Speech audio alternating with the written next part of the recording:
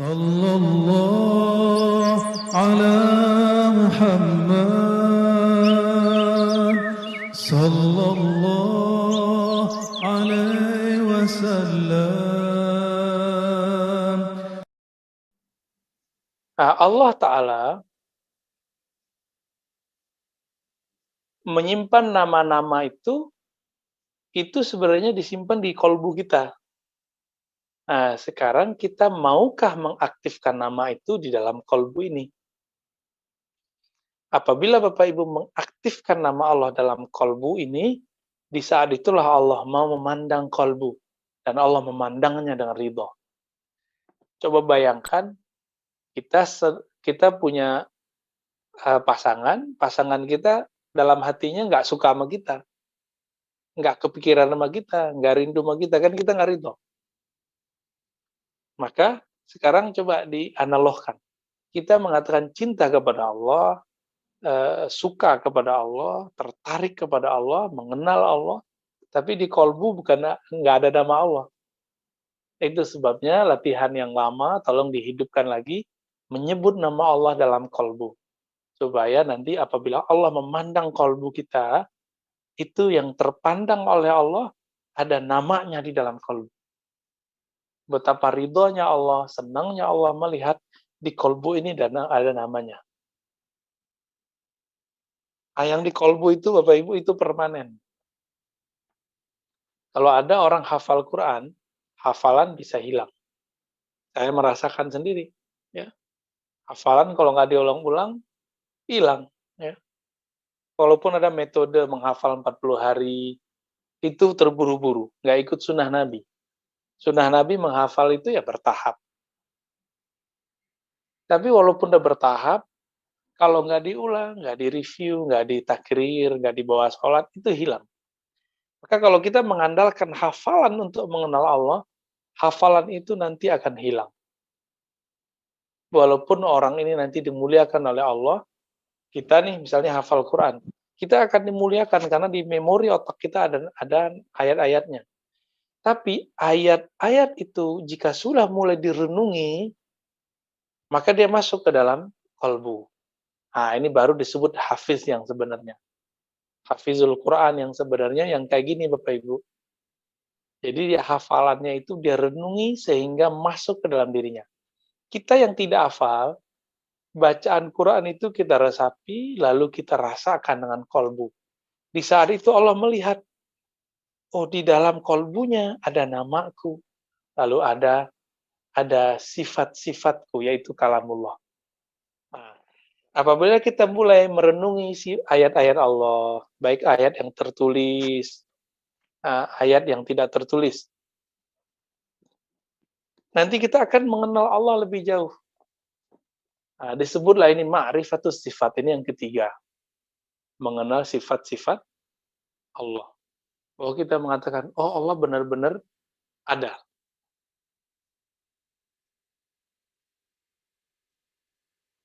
Tapi Bapak Ibu, baik yang pertama mengenal perbuatan, yang kedua mengenal nama, yang ketiga setelah diresapi mengenal sifat, semua itu dia masih terbatas. Kenapa terbatas? Karena dia hanya berurusan dengan sesuatu yang belum masuk kepada inti dari ma'rifatullah. Jadi mengenal perbuatan Allah, mengenal sifat dan nama Allah, itu masih biasa. Nah, para nabi dan para kekasih Allah wali, itu mereka diberi tugas oleh Allah untuk mengenalkan makhluk bukan hanya sekedar nama.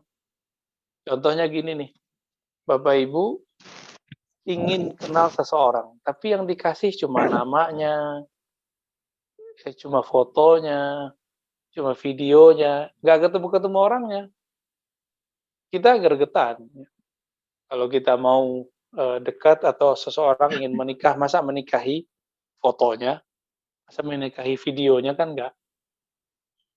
Atau misalnya kita mengenal dari perbuatannya, Allah kirim rezeki, itu nggak cukup. Ruh kita nanti akan minta lain. Maka ada yang keempat, ma'rifatuz zat, mengenal zat Allah. Nah, cuma karena mengenal zat Allah ini telah Allah kunci, kita tidak masuk kepada mengenal zat.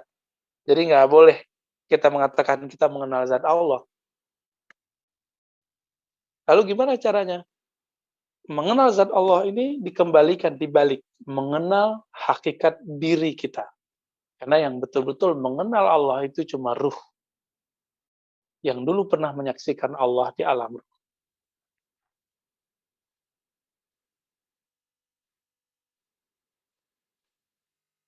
Jadi Bapak Ibu, yang keempat apa? Ma'rifatuz zat. Mengenal zat. Karena mengenal zat tidak mungkin pada orang seperti kita, maka kita pulangkan ke dalam diri. Dulu kan Allah meniupkan kasih sayangnya ke dalam janin.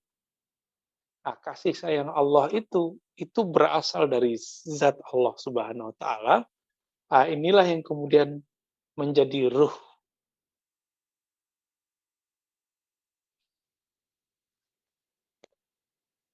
Nah, cukup dengan mengetahui ini Bapak Ibu, itu sudah awal dari mengenal yang sebenarnya. Ya, bahwa saya meyakini bahwa ruh saya tiupkan oleh Allah Subhanahu wa taala. Dengan apa? Dengan rahmatnya. Itulah sebabnya kenapa ruh disebut ruh. Karena ruh itu ada akar kata yang mirip dengan kata rahmah, ya, raha, keluasan, kasih sayang, ya, itu artinya. Nah, Bapak Ibu, ketika seseorang meninggal, seperti yang saya katakan tadi, itu mesti berpulang semua. Ya mohon maaf, kalau tubuh kita mati dan tidak dipulangkan ke tanah, tubuh kita membusuk. Jiwa kita tidak dilepas. Jadi jiwa ini tertahan oleh utang, oleh nyakitin orang. Jadi kalau Bapak Ibu nih pernah nyakitin orang, itu jiwanya tertawan. Dia nggak bisa terus masuk ke alam barzah. Ya, dihadang terus. Makanya Nabi mengatakan, jika ada seseorang yang meninggal, lalu dia punya hutang, maka harus ada keluarga yang menjaminnya. Kalau tidak, ini dia gantung terus. Jiwanya nggak bisa jalan, nggak bisa lanjut. Sedangkan yang ketiga, ruh. Jadi kalau tubuh badan nggak dikubur ke tanah, nggak dipulangkan ke tanah, dia busuk. Jiwa kalau nggak dipulangkan ke tempatnya, yaitu alam barzakh, maka dia akan tersiksa. Ruh juga sama. Ruh ini jika dia tidak mengenal sumber yang meniupkan kasih sayang itu ke dalamnya, maka dia tidak akan berpulang kepada Allah Subhanahu wa taala. Jadi cukup Bapak Ibu yakini dan rasakan saja bahwa ruh kita itu berasal dari tiupan Allah. Maka dia akan kembali kepada Allah. Nah, dan ini sampainya di ma'rifatuz zat. Jadi dulu di zaman Nabi ada orang Arab, orang Yahudi tapi berbahasa Arab. Mereka bertanya, "Wahai Muhammad, apa itu ruh?" Lalu Nabi SAW terdiam sejenak karena wahyu turun, lalu menjawab, "Yas'alunaka 'anir ruh." Mereka bertanya kepada engkau, hai Muhammad, mengenai hakikat ar-ruh. Lalu Nabi disuruh, diperintahkan menjawab, "Qulir ruhu min amri rabbi."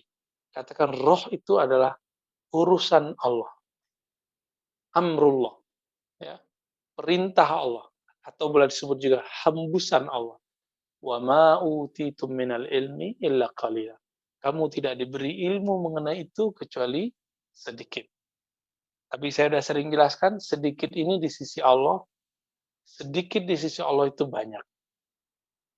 Itu sebabnya Bapak Ibu, kita hanya sampai di situ bisa menjelaskan. Sebenarnya ada penjelasan lebih mendalam lagi, apa itu ruh, hubungannya dengan Allah yang meniupkan. Tapi saya tidak boleh menjelaskannya di majelis Zoom.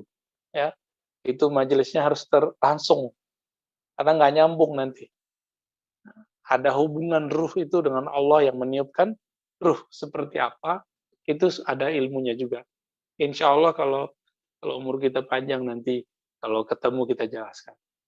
Nah, inilah cara merasakan, memantapkan bahwa Allah itu ada, itu dimulai dari mengenal diri, muncullah nanti tingkatan-tingkatan mengenal keberadaan Allah Subhanahu wa Ta'ala. Kira-kira begitu, Pak Mas, Bapak Ibu. Silakan kalau ada yang mau ditanyakannya. Saya tutup dengan satu ayat yang sering kita baca, Qul huwallahu ahad. Katakanlah dia Allah. Huwa di situ artinya dia yang wujud, yang ada. Dialah bernama Allah dan dia bersifat ahad. Ya. Maha Esa. Allahu Somad, Allah tempat bergantung, semua yang ada di alam semesta itu bersumber dari perbuatannya, namanya, sifatnya, dan zatnya. Semua itu akan kembali kepada Allah, ciptaan yang zahir kembali kepada perbuatan Allah. Qalbu akan kembali kepada nama Allah. Begitu juga sifat Allah. Maka ruh kita, dia harus kembali kepada tiupan zat Allah Subhanahu wa Ta'ala. Nah, inilah makna dari innalillahi wa inna ilaihi raji'un. Kita dari Allah, milik Allah, akan kembali kepadanya. Yang kembali itu bukanlah jiwa, tapi adalah ruh yang mengatakan, yang percaya, menerima Allah itu ada. Yakhruju minan nar man kana fi qalbihi la ilaha illallah. Pasti keluar dari neraka orang yang di kolbunya ada la ilaha illallah. Artinya di dalam hadis-hadis Nabi, zikir atau paham la ilaha illallah itu yang dituntutnya bukan di utak, bukan di lisan, tapi dituntutnya ada di qalbi. Maka kalimatnya man kana fi qalbi, siapa orang yang di kolbunya ada la ilaha illallah. Mohon maaf Buya Malin, kan kurang tarbiyah majah kita. Lai ada teknik baca la ilaha illallah dalam kitab, tapi la kolbu ada, tak ada. Kalaupun ada hanya penjelasan, tapi prakteknya lalu hanya di surat. Apa di kampus UIN, YIN, SAIN, tak ada. Kalaupun tertulis itu cuma modul, tekniknya ada di dalam kolbu, ahli kolbu. Oleh karena itu, hadis-hadis tadi seakan-akan ingin mengajarkan, wahai orang yang mengaku hamba Allah, wahai orang-orang yang ingin selamat dari siksa Allah, pelajar ya ilmu membaca la ilaha illallah dari dalam qalbu. Itu pesannya. Jadi tidak dituntut kasyaf, tidak dituntut melihat alam gaib, tidak dituntut jadi khalifah, tidak dituntut jadi mursyid. Yang dituntut itu hanya baca la ilaha illallah dari dalam qalbu. Jadi Bapak Ibu, berhentilah bercita-cita menjadi orang keramat. Berhentilah cita-cita menjadi khalifah tarekat, jadi mursyid. Bercita-citalah untuk menegakkan kalimah la ilaha illallah di dalam qalbu. Sebab itulah mahar masuk surga, itulah mahar pembebas dari api neraka.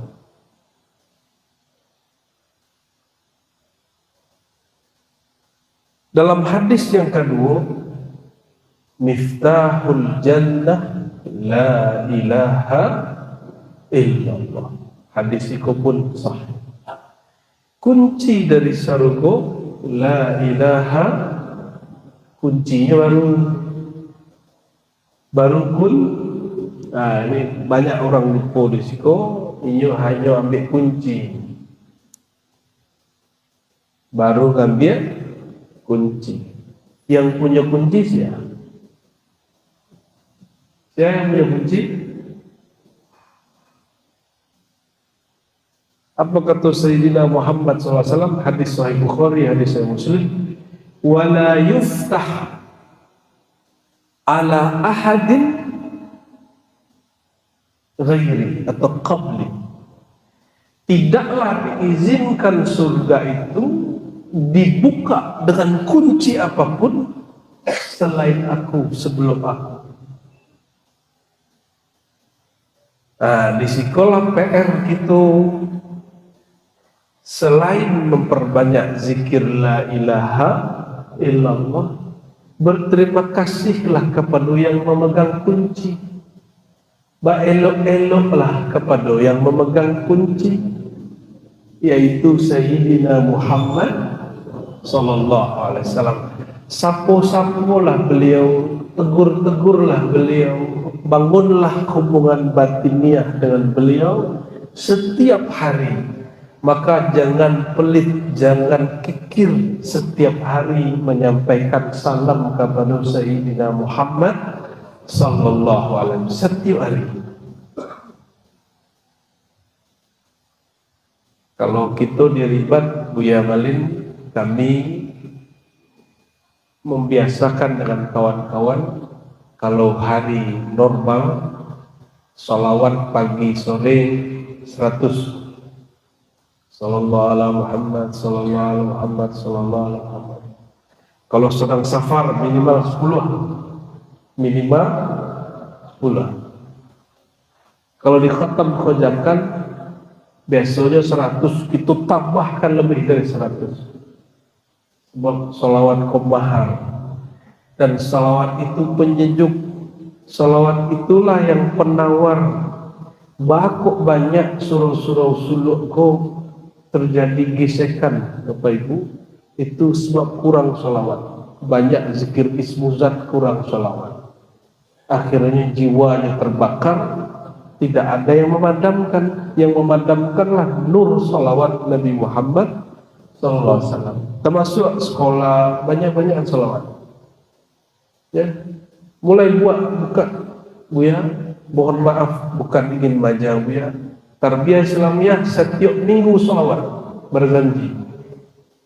Setiap minggu, coba lihat hasilnya, tidak lebih dari setahun, Nurullah Nur Muhammad terbit dari situ. Akan bangkit. Dulu Maulid berjanji, Sintu Duror, dia ulame, bacalah itu.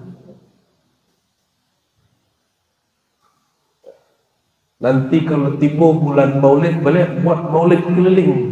Minimal 12 hari, maksimal 40 hari. Keliling. Dari itu pengabdian santri kepada masyarakat. Masjid, surau keliling. Itu indahnya bukan main. Dengan berkah sholawat itulah insya Allah negeri wa jadi tanah. Ego itu bisa diperbaiki nanti. Bapak Ibu yang makan Allah. Jadi hadis kedua tadi apa? Miftahul jannati la ilaha illallah. Kunci surga la ilaha illallah. Tapi hadis ketiga kata Rasulullah SAW, tidaklah dibukakan surga itu dengan kuncinya sebelum aku. Kira-kira kalau dibuka surga, pintu surga, Bapak Ibu dibuka, langsung masuk tak? Ya, itu masuk kali ya? Ya, langsung masuk kali. Pintulah dibuka, gerbang surga itu ada besar. Kira-kira kalau sudah dibuka, betul aja masuk. Coba perhatikan ya. Kalau BLT Bagi-bagi BLT banyak orang itu. Tapi perhatikan, panitia atau pemegang dana, apakah dia masuk? Apakah dia berebut? Kalau ambo orang kayu, misal ambo bagi-bagi PT, bagi-bagi PT 1 juta setiap rumah, dikumpul orang itu. Ketika dibuka gerbang, yang datang masuk banyak, yang santai siapa? Tentu orang kan yang punya PT itu. Jadi nanti di saat semua orang masuk dari gerbang surga, sang pemegang kunci dia berdiri manggil ummati, ummati masuk. Sudah hampir habis trip itu, Rasulullah kemudian pandang jauh ke Sirat. Kiranya di Sirat tuh, Bapak Ibu, ada yang sedang terkatung-katung. Ada yang sedang, Sirat itu jangan dibayangkan jembatan. Sirat itu seperti daki gunung, cuma ujungnya luncian. Naik turun, ada yang pelosok. Kiri kanannya duri-duri raksasa. Ada yang nyangkut kakinya, ada yang nyangkut badannya, ada yang kena telinganya. Lalu ada satu orang, ketikanya hampir jatuh, tiba-tiba ada nur salawat lewat ekornya. Itu hadis Imam Ahmad. Apa katanya? Tiba-tiba salawat yang dulu pernah aku baca, aku kirimkan kepada baginda Rasulullah SAW, itu datang seperti Rasulullah lalu mengambilku dan membawaku ke ujung. Padahal Rasulullahnya di muka, di mana Rasulullahnya? Jadi nanti Rasulullah itu terlihat di banyak tempat, padahal ini satu. Orang mengaku kami diselamatkan Nabi, padahal orangnya di muka pintu surga. Pak kira-kira tanyalah anak muda yang cerdas dulu pada kami di salah satu wilayah di Sumatera juga. Mana mungkin awak berselawat 1 juta orang bala cara Nabi balik, ya tak? Kata Nabi, setiap selawat dibalik, betul? Setiap selawat Nabi langsung membalas.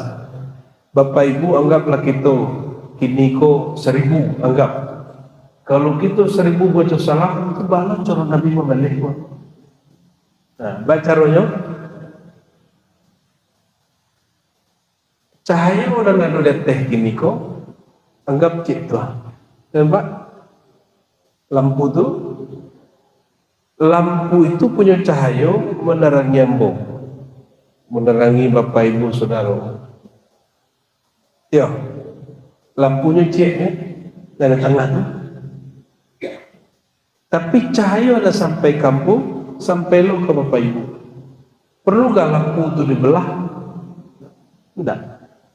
Ketika siang hari, matahari menyemburkan sinarnya, apakah ketika matahari yang ada di Jawa, matahari yang sampai cahayanya sinarnya ke Sumatera, itu belain? Belain itu satu. Jadi yang berpencar-pencar, yang terbagi-bagi itu sinar dan nurnya, bukan zatnya. Oleh karena itu, orang-orang yang punya kontak batin dengan Rasulullah, dengan nur salawat, dengan cinta dan rindu, mereka punya hak, punya izin untuk diselamatkan oleh nur Nabi Muhammad sallallahu alaihi wasallam. Hadis terakhir.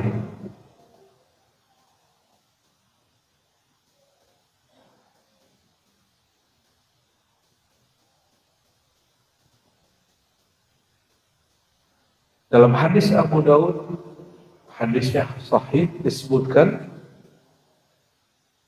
nanti di surga, nanti di padang mahsyar, belum sampai ke surga, belum sampai ke surga. Ada sekelompok orang, dia kemudian diangkut dengan satu kendaraan yang sangat cepat seperti cahaya, langsung sampai ke depan pintu surga. Mereka tidak tahu ada hisab, tidak tahu ada mizan, tidak tahu ada sirat. Langsung sampai ke pintu. Jadi Bapak Ibu, kalau kita dibangkitkan, nanti masuk berkumpul gitu di bumi, lalu pindah gitu ke padang mahsyar. Dari padang mahsyar masing-masing nanti gitu dihisab. Dihisab tuh diaudit, di peresonya di KPK akhirat. Setelah diaudit, kemudian disidang, namanya mizan. Mizan itu sidang akhirat. Hakimnya malaikat, ada juga kadang-kadang hakimnya langsung Allah, hakim agung. Kalau mentok tidak sesuai, tidak selesai oleh malaikat, langsung Allah. Paham maksudnya? Itu namanya mizan. Selesai mizan, kalau orang itu terdakwa ahli neraka, terbukti, langsung dibelenggu, diikat oleh malaikat yang memegang hak untuk menyiksa orang. Jika dia ahli surga, maka langsung dibawa oleh kawan-kawan malaikat Ridwan. Lalu mereka melewati sirat. Nah, tapi ada sekelompok orang naik satu kendaraan yang Allah ciptakan dari cahaya, lalu mereka berangkat secepat kilat sampai di depan pintu surga. Bertanyalah di padang mahsyar itu, orang bertanya, ya Rabb, man hum, siapakah mereka? Lalu Allah menjawab, hum al-mutahabbuna fiyya. Mereka itu adalah orang-orang yang saling cinta mencintai fiyya, di dalam makrifat kepadaku, di dalam mengenal kepada aku, di dalam mencari ilmu mengenai aku, di dalam mencari ridhonya aku. Nah, semoga kita yang hadir Allah pilih, ya. Tapi nampaknya tidak satunya pun, sebagian tidak boleh doa satu tak hak. Ya, semoga nanti ada yang Allah pilih. Amin ya rabbal alamin.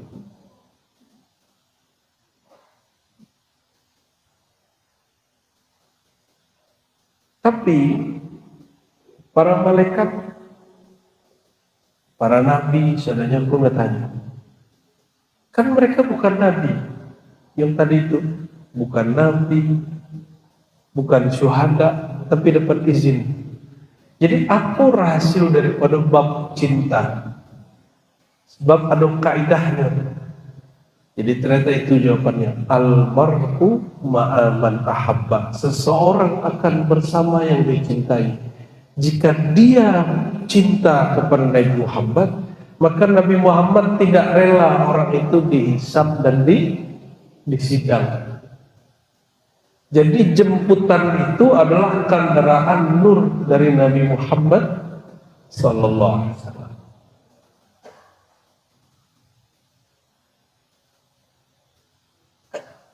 Lah tuh dia 10 kurang sekali. Berpembukaan. Jadi intinya itulah yang dikatakan oleh Imam Najmuddin Kubro dalam risalah At-Turuq Ilallah yang pernah kami bedah kitabnya pakai Zoom dulu, masih pandemi. dan khatam risalahnya pendek. Bahwa jalan kepada Allah itu ada 3. Thariqah itu banyak, tapi thariqah para imam. Thariqah para imam kalau di Indonesia lebih dari 40, di Mesir lebih dari 100. Tapi kalau jalan kepada Allah langsung itu 3 aja. Bukan. Tak mau. Jalan abidin, jalan ahli ibadah, jalan hamba. Tapi si hamba itu berpikir, punya logika, kalau aku ibadah Allah balas. Jadi mereka berpikir ibadahnya dapat membayar membeli surga. Itu abidin. Maka si abidin itu nanti baru naik tarekat setelah di akhirat. Setelah dihisab, apa kata Allah? Orang yang sembayang di 500 tahun kok adkhilhul jannah birahmati, masukkan dia surga dengan rahmatku, bukan dengan ibadahnya 500 tahun. Lalu orang itu protes, ya Rabb, aku ibadah 500 tahun. Nah, jadi panggah lo Bapak Ibu lah suluk 3 kali, 4 kali itu dah laku gitu. Ya. Adalah khatam ke tahlil 7 kali 70.000 dah masuk itu. Ini orang ibadah suluk 500 tahun. Buya-buya ada suluk 500 tahun. Umur sampai nih. Ya. Buya kulma berani dia. Ya, tapi buya ni berani. Umur buya 75, 7 balik, 17 plus. Beliau 75 tahun mengakui kini pun 75 tahun sehari pun suluk datang. Ya Bu ya. Ikut 500 tahun. Apa kata Allah? Masukkan dia surga karena kasih sayang aku. Bukan karena ibadahnya, bukan karena zikirnya, bukan karena suluknya, bukan karena thariqahnya, bukan karena mursyidnya, bukan.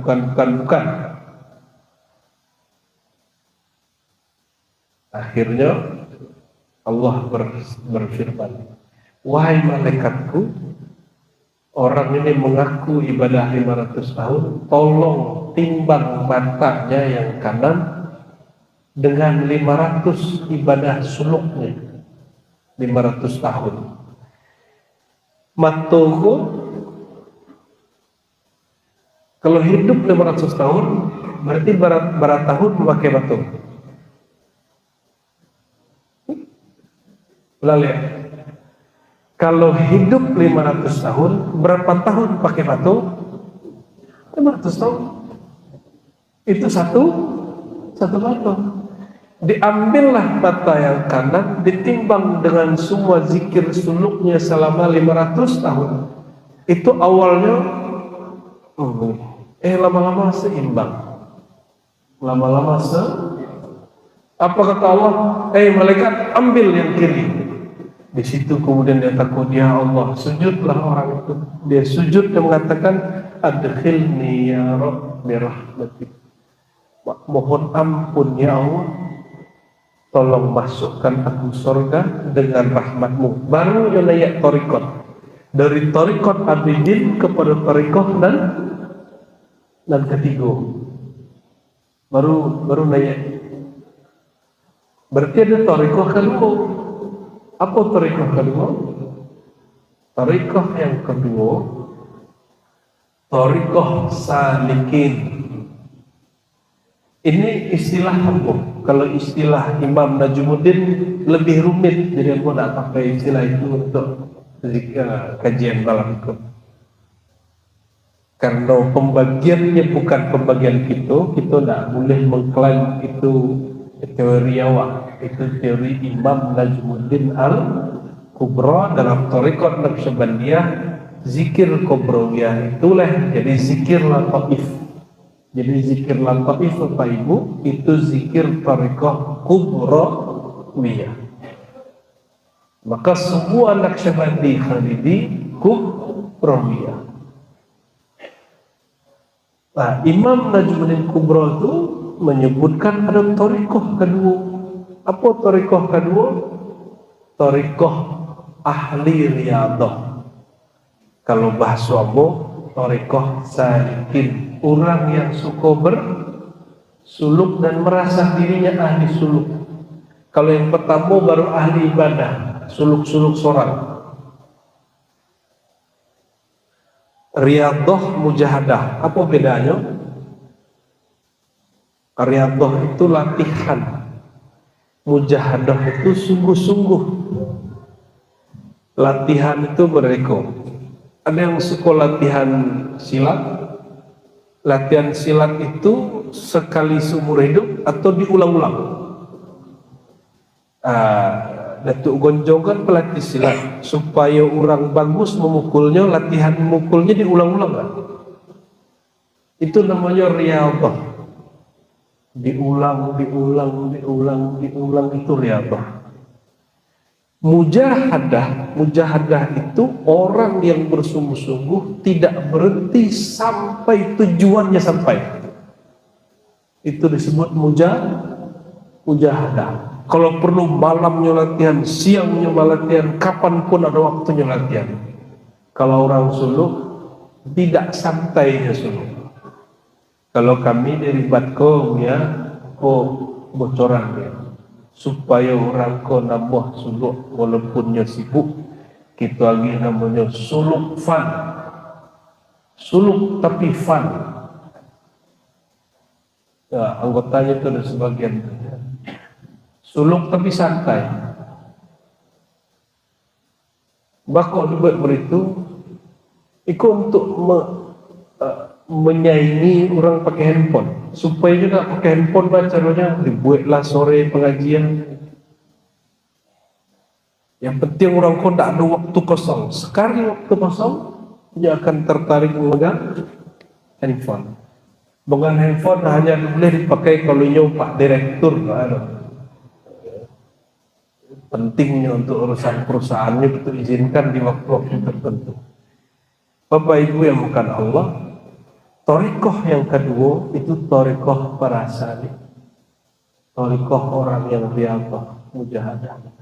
Tapi mereka beribadah itu bukan murni untuk Allah. Mereka ibadah itu cari ketenangan, cari khusyuk, cari bahagia. Nah, misalnya mohon maaf, ada murid datang ke Buya Malin Bungsu. Keceknya, Buya terima mau jadi murid Buya. Bantu hati dan gelisah Buya. Ingin belajar ilmu ketenangan jiwa. Jadinya belajar ilmu zikir karena ingin tenang. Adalah murid datang beko kepada Buya. Apa katanya? Oh Buya, ajarkan aku cara sholat khusyuk. Berartinya belajar zikir bukan untuk ridha Allah, tapi untuk khusyuk. Sebulan 2 bulan lah suluk lebih 40 hari khusyuk hendaklah bertambah, gelisah bertambah-tambah. Akhirnya kecil murid itu nampaknya kalau zikir je Buya Malin suko ndak mantap dah. Pindahlah wak ke Buya Datuk Amarajo. Zikir ke Buya Datuk Amarajo. Kebetulan beliau habis naik kudu-kudu surau. Nampaknya Buya mulai serius. Zikirlah je beliau, latihanlah je beliau. Lah sebulan, lah 2 bulan, indak terasa tenangnya hati, indak lo terasa salah khusyuk. Lalu picing-picing mata, indak je khusyuk. Dan udah bertambah kusut. Akhirnya kita murid ko nampaknya Buya Datuk Marajo kok kurang keramat. Kita datanglah ke Buya dan tu dicari lo Buya Kuluma. Alah lo setahun di situ indahnya dapat. Apa sebab Buya Kuluma tidak mau buka sudut lain. Beliau sakit-sakit. Kita murid nampaknya Buya aku nak sakti tu. Masa kaki saya sakit nak tahannya. Ganti lo cari lo Buya lain. Yang sebut Buya ahli debus. Nampaknya Buya tu siwang ko telah mengalami banyak tarekat. Mulai dari tarekat Asaliyah, Syatariyah, Samaniyah, terakhir Naqsyabandiyah. Kayaknya kau pilihan terakhir. Allah mengaji lo ke beliau, indah dia dapat pindah ke samping. Buya Rizwandi, banyak murid-murid itu. Banyak murid-murid. Nah, Amba sampaikan Bapak Ibu. Tidak ada namanya mursyid kamil mukamil. Yang ada hanya murid yang tasdik. Setiap kali murid tasdik percaya, taslim menerimanya bimbingan gurunya dengan boleh, di saat itulah Allah zahirkan syekh itu mursyid kamil mukamil. Apa arti kamil mukamil? Kamil itu sempurna untuk dirinya, mukamil dia dapat menyempurnakan orang lain dengan izin Allah. Jadi bila si guru akan kamil mukamil, kalau muridnya tasdik percaya orang kok. Bapak Ibu kalau ada dokter mau biar awak wana percaya. Lebaran suara dia. Tak. Ketika awak disuntiknya, kita tak pasrah, tidak taslim. Akhirnya orang kalau disuntik itu badannya harus rileks atau tegang. Rileks. Makanya para ulama mengatakan, jika engkau berhadapan dengan mursyidmu, jadilah seperti jenazah yang sedang dimandikan tukang mandi jenazah. Taslim namanya. Itu cuma perumpamaan, tidak mesti lo model itu. Kira-kira patuh kepada guru. Jadi kita ulang dia. Lan tajida syaikhan wasilan kamilan mukamilan abada hatta takuna musaddiqan lima fihi wa musalliman. Engkau tidak akan mendapati syekh mursyid yang wasil, usul sampai kajinya sempurna dan menyempurnakan ini ideal kalau bahasa kini, sehingga engkau di dalam dirimu ada tasdik, tidak ada keraguan dan taslim kepatuhan. Jadi patuhlah ke guru. Walaupun syekh mursyid itu tidak kamil menurut orang lain, tapi insya Allah kamil di jalan engkau. Ya, nah, kira-kira ada murid sungguh-sungguh sekolahnya di Kota Panjang, ada murid dan sungguh-sungguh sekolahnya ke Al-Azhar. Mana jadi?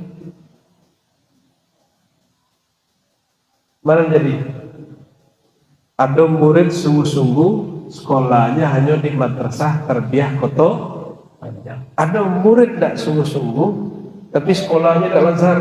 Mana jadi? Panjang. Kadang ilmu yang dibaca di Al-Azhar dibaca di sekolahmu. Makanya Gus Dur itu tidak jadi kuliah di Al-Azhar, sebab kitab yang dipakai Al-Azhar dipakai di sekolah tarbiyah, dipakai di sekolah pesantren. Serius ya, kitab Ummul Barahim itu kitab tinggi di Al-Azhar. Serius. Risiko kelas 6, kelas 7. Sangat tinggi. Matan Zubat belum ya? Matan Zubat Syafi'i. Hah? Iya, matan zubat kelas mana tuh ya? Lima jam lalu kan? Nah, itu di Mesir itu Syekh Mufti yang langsung mengajarkan. Bahkan Syekhul Masyayikh seperti Ali Jum'ah langsung mengajar matan zubat. Jadi kalau Bapak Ibu ingin anaknya alim, tidak mesti ke Al-Azhar, tidak mesti ke Jakarta, di Payakumbuh saja, no? Tapi sungguh-sungguh jadi. Insya Allah. Maka kami kodok bagi pertanyaan. Allah di Mekah, Allah di Mesir, Allah di Kota Panjang. Semua nak? Tamu? Ya. Rasa Tuhan di Payakumbuh, rasa Tuhan di Mekah, rasa Tuhan di Mesir. Semua nak? Sama. Yang perlu itu cuma kesungguhan. Lah itu dia. Jam 10 hari.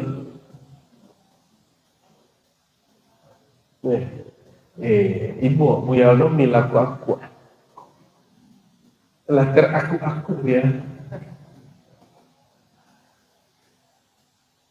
Lah dia. Tambah sakit kakinya.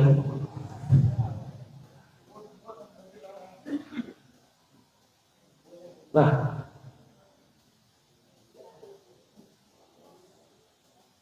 terjawab lewat lah. Lek berkualitas pertanyaan. Kalau enggak usah. Kalau tanya-tanya biasa enggak usah. Tanya-tanya yang serius enggak. Serius. Nah, boleh. Kita tes ya dulu. Kalau enggak bagus sudah mau jawab dah.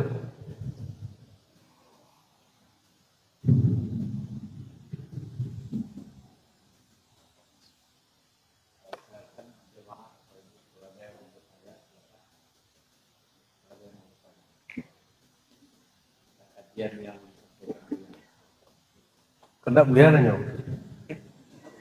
Buya asal nanya.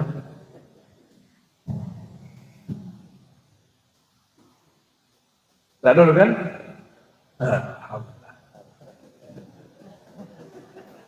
Takutnya awak kecil. Kalau nak rancak pertanyaan tak salih. Lakan negertak jemaah dewa. Kau mohon maaf jemaah itu amba bergarah-garah. Ya. Supaya jemaah nak bertanya jadi wagih betul. Kalau rancak pertanyaan wagih lah. Coba cek dulu. Ai kurang awak aja. Ini murid Buya Nasir.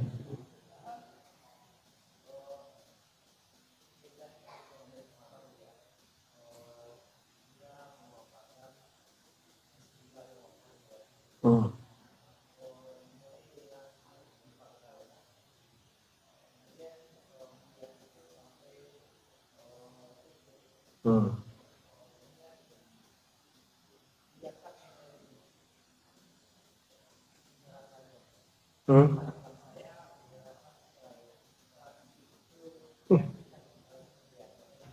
Waduh, serius?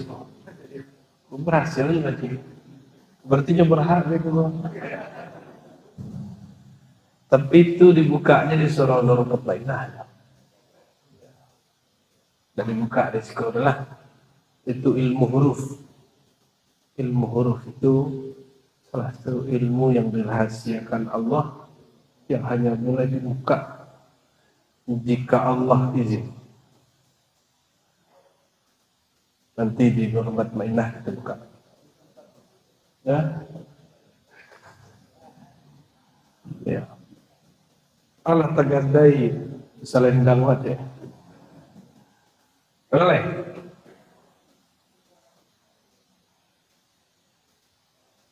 Jadi ada ilmu yang kalau ditanya boleh langsung dijawab. Ada ilmu kalau dijawabnya muntah orang dia. Kata Ibnu Rus,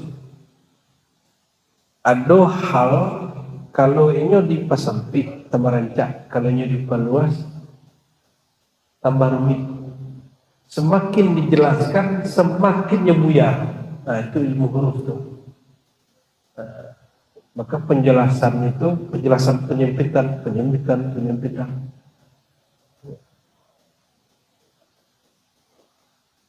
Ada lagi? Lah tuh.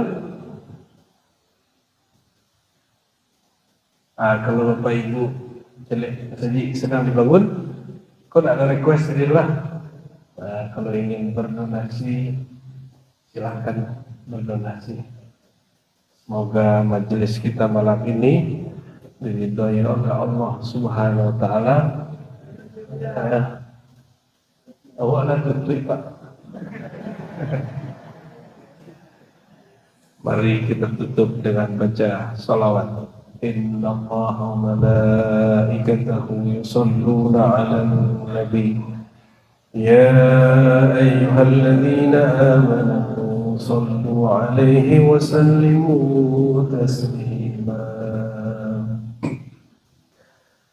لبيك اللهم صل وسلم وبارك عليه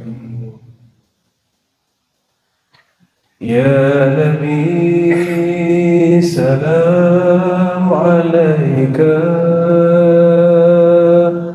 يا رسول سلام عليك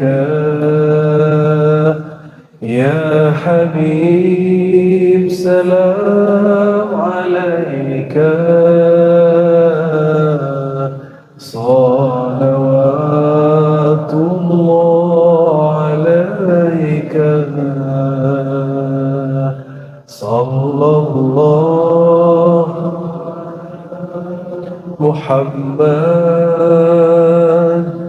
صلى الله عليه وسلم